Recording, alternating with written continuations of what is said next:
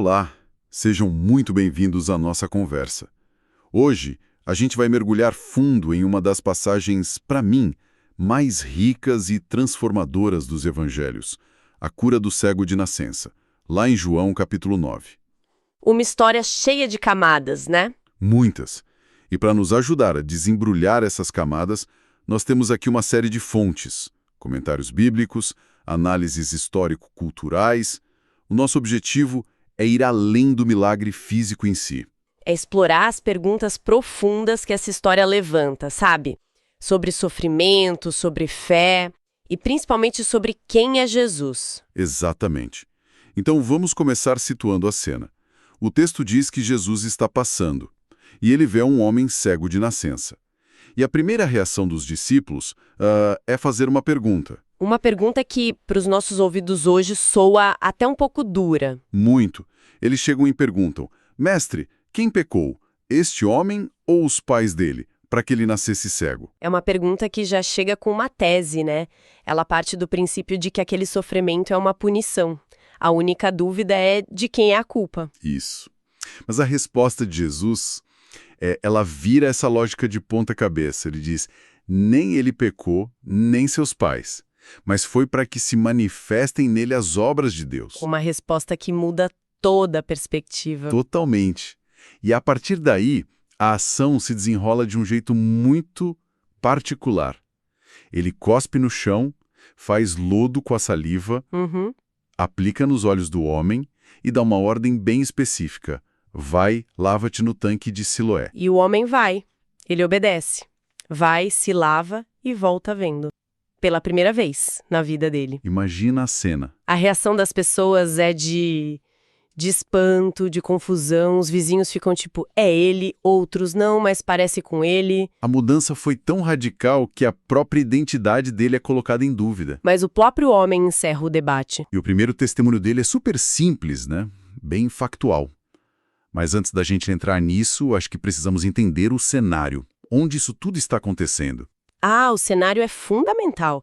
Eles estão em Jerusalém e o ponto central da ordem de Jesus é o tanque de Siloé. Que não era um lugar qualquer. De jeito nenhum. Nossas fontes, como a Bíblia de Estudo Arqueológica, mostram que não era só um reservatório de água. Era uma obra de engenharia impressionante, alimentada pela fonte de Gion através do túnel de Ezequias. Era literalmente uma fonte de vida para a cidade. E tinha um significado religioso também, certo? Com certeza. Especialmente durante a festa dos tabernáculos, a água de Siloé era usada em cerimônias do templo. A água era um símbolo de vida, da provisão de Deus. Mas aí o evangelista João, de propósito, nos dá a peça mais importante. Qual? Ele traduz o nome para a gente. Siloé significa enviado. Espera aí.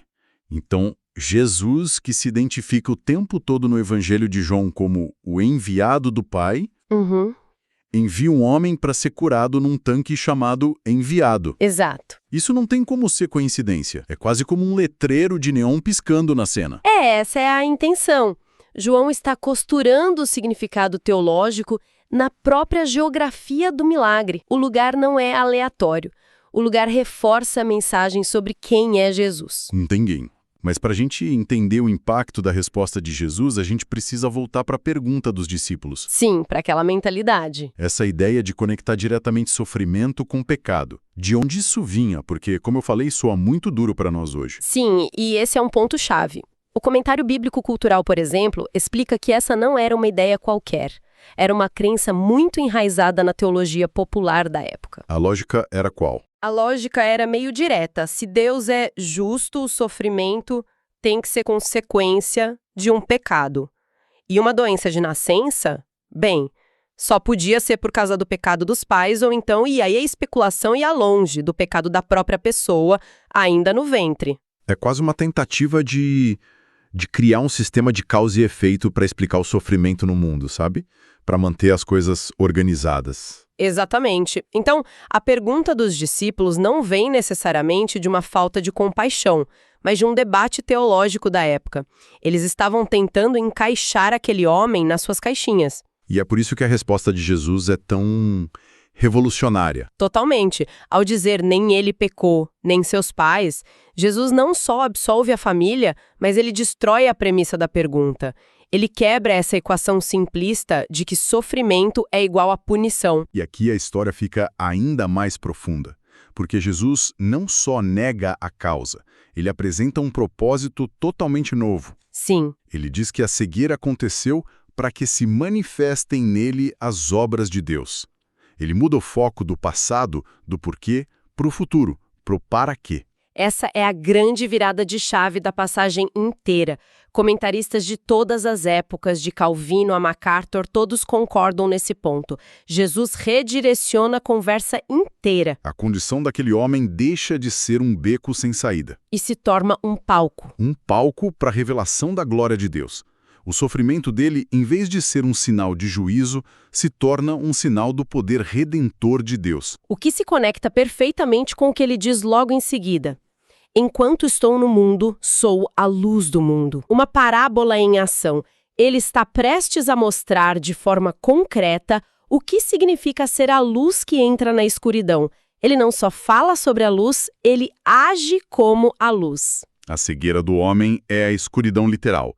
E Jesus vai acender a luz. Isso. O que nos leva ao método. E isso sempre me deixou curioso. Em outras curas, Jesus usa uma palavra, um toque. Aqui o processo é tão terreno. Cuspir, fazer lodo, aplicar nos olhos. É quase rústico. Em uma pergunta excelente, e os comentaristas oferecem algumas interpretações muito ricas. Talvez a mais forte delas seja a conexão com o ato da criação. Gênesis. Exato. Em Gênesis, Deus forma o homem do pó da terra. Aqui, Jesus pega a terra, mistura com sua saliva um elemento que vem dele mesmo e, na prática, ele forma olhos novos. Então não é tanto uma cura, mas uma recriação. Exatamente. É como se a cegueira não fosse uma doença para consertar, mas uma incompletude a ser finalizada. Como se os olhos dele nunca tivessem sido plenamente formados. É isso. E essa perspectiva eleva a ação de Jesus para muito além de um simples milagre. Ele não está consertando algo quebrado. Ele está completando o que faltava, o que o coloca no mesmo nível do Criador. Mostra a autoridade dele sobre a própria criação. Uau! Isso é muito profundo. E tem outra camada aí, não tem? A ordem de ir se lavar. A cura não é instantânea. Não, e esse é o segundo ponto crucial. É um teste de fé e obediência. Tenta imaginar a cena. Esse homem, que viveu a vida toda na escuridão, agora está com lama nos olhos. E recebe uma instrução que, humanamente falando, é bem estranha. Muito estranha. Ele precisa atravessar um pedaço da cidade sem enxergar para chegar num tanque específico e se lavar. Ele teve que confiar e obedecer sem ver o resultado, sem entender o processo. A fé dele precisou ser ativada. A cura foi um processo, uma jornada. Não foi um evento mágico. Ele foi um participante ativo no seu próprio milagre. Sem dúvida. A bênção veio através de um ato de obediência que aconteceu antes da visão. Isso ensina muito sobre a natureza da fé. E então ele volta, vendo. E a reação da comunidade é fascinante. Em vez de celebração, o que a gente vê é dúvida. É ele mesmo? Não, só parece com ele. E isso nos diz que a mudança foi tão total que apagou a única identidade que aquele homem tinha. Ele não era fulano, ele era o cego da esquina. A deficiência o definia. E quando Jesus o cura, ele não só dá a visão, ele dá uma nova identidade. Tão diferente do anterior que as pessoas que o conheciam a vida inteira não o reconhecem mais. E no meio dessa confusão toda, o testemunho dele é de uma simplicidade que desarma. Ele não tenta explicar, não faz análise teológica. Não. Ele só diz: o homem chamado Jesus fez lodo, untou meus olhos e me disse: vai ao tanque de Siloé e lava-te. Então eu fui, me lavei e estou vendo. E essa simplicidade é a força dele, sabe? A experiência dele é inegável. Ninguém pode argumentar contra o fato de que ele, que era cego, agora vê. Ele ainda não sabe tudo sobre Jesus. Não, ele o chama só de o homem chamado Jesus. Mas ele se apega ao que sabe, à sua experiência pessoal. E como o resto do capítulo 9 vai mostrar, É a partir dessa base factual que a fé e a compreensão dele vão começar a crescer, especialmente quando ele for confrontado, certo? Então, vamos conectar esses pontos. O que tudo isso significa? Como essa passagem, com todas essas camadas, conversa com as nossas experiências de sofrimento ou escuridão? Bem, se a gente unir as peças, acho que a aplicação mais direta e que é reforçada por quase todos os comentaristas é essa nova perspectiva sobre o sofrimento. Uhum. A passagem é um convite muito poderoso para a gente resistir àquele impulso de achar um culpado para cada dificuldade, seja na nossa vida ou na dos outros. Em vez de ficar preso na pergunta, por que isso aconteceu comigo? A gente é encorajado a fazer uma pergunta voltada para o futuro. Para qual propósito isso pode servir? É uma mudança de uma mentalidade de retribuição para uma de redenção. É a pergunta sobre como as obras de Deus podem se manifestar não apesar das nossas fraquezas, mas justamente através delas. Exatamente. A fraqueza dele se tornou o palco para a glória de Deus. A escuridão dele se tornou a tela onde a luz do mundo pôde brilhar mais forte. Isso nos ensina que, muitas vezes, é nos vales mais escuros que o poder e a graça de Deus se tornam mais visíveis. E a identidade de Jesus fica cada vez mais clara. Já falamos de Siloé como enviado e do ato da cura como uma recriação. Tudo aponta para ele. Sim.